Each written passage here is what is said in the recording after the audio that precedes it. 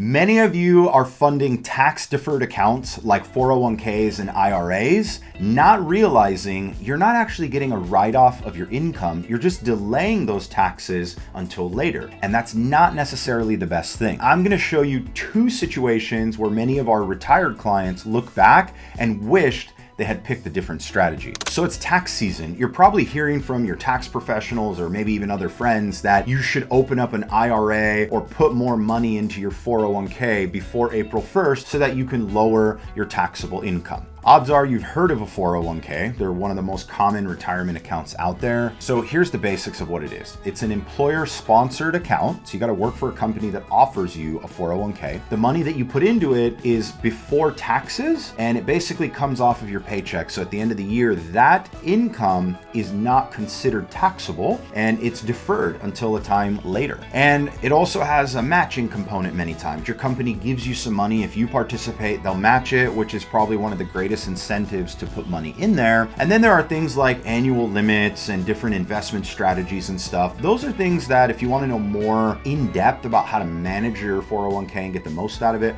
I'll cover that in a separate video. Another popular retirement account that a lot of tax professionals will let you know you should open is a traditional IRA. So this is an account that you can open up on your own or with a financial advisor. Similar to a 401k, whatever you put in there will get deducted from your annual income, and the taxes are deferred until a later date. The limitations on what you can put in are different, and there's no employer, so no one's matching. This is all on your own, but it might give you some more freedom in what you invest in when you compare it to a 401k. And I'll touch more on that also in that 401k video. So you might be thinking to yourself, Matt, what's wrong with that? It all sounds good. I get to pay less income taxes on the money that I made, and I don't really see a problem with that. Where a lot of people misjudge this being the best thing is that you are creating a snowball of money that eventually you will have to pay taxes on.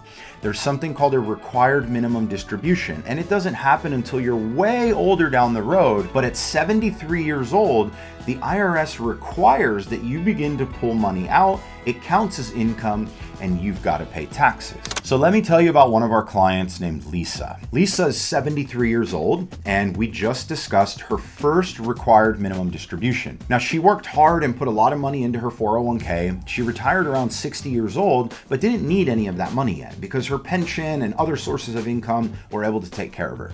So that retirement account continued to build and build and build until today. She's fortunate enough to have almost $1.5 million built up in her retirement account.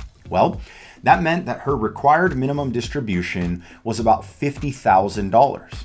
This added to all of her other income, and she's now going to be in a higher bracket than she was when she was earning the money, which defeats the purpose of having gotten the write-off of your income in the first place. The whole goal is to strategize so you pay less in taxes, whether it's then or later. Let's rewind time and talk about what she could have done. At 60 years old when she retired would have been a great time for her to consider something called a Roth conversion strategy.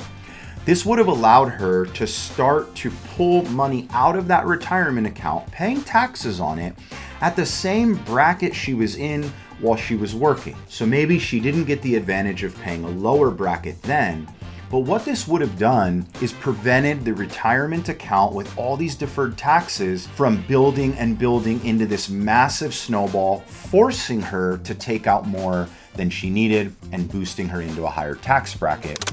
If Lisa would have converted this money into a Roth, she would have had to pay taxes at the point of converting. She wouldn't have paid more than the taxes she would have earned while working, but 100% of the gains in a Roth IRA are tax-free. So between 60 and 73, every dollar that we converted was able to earn with no taxes on it, giving her the opportunity to make back the money she had to pay in taxes, but then later, if she chooses to withdraw it, she won't have to pay anything again. The second issue is that you may be creating an avalanche of taxes that could land on your heirs. Let's say that you don't need all of that money in your IRA. Well, your required minimum distribution distributions are likely less than what it's earning every year, meaning that it's going to continue to get bigger and bigger. And one day, when you pass on this generational wealth, your heirs, they're going to have to pay taxes. The current laws say that they have 10 years before they must convert every dollar into their name,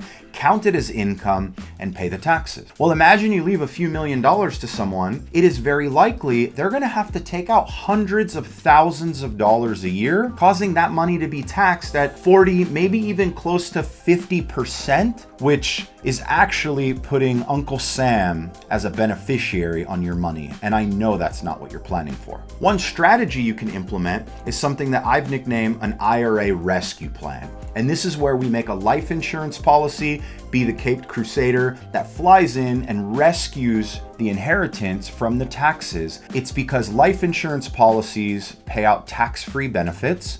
That money can then be used to pay Uncle Sam, allowing all of your hard-earned money to stay in the pockets of those you love the most. And it also gives them the ability to have access to use that money however they please day one, rather than having to wean it over 10 years, because since the taxes are covered, it doesn't matter when they take it out. It's totally understandable if no one's ever shared this perspective with you, because honestly, most professionals out there are focused on the instant gratification. For the last 16 years, I've been helping people just like you look well beyond the horizon and see how decisions you make today impact your future. If you want to continue to get information like this, become more educated on the moves that you're making, make sure to follow along, stay in the conversation. And hey, if anyone else you know could benefit from this, make sure to hit that share button.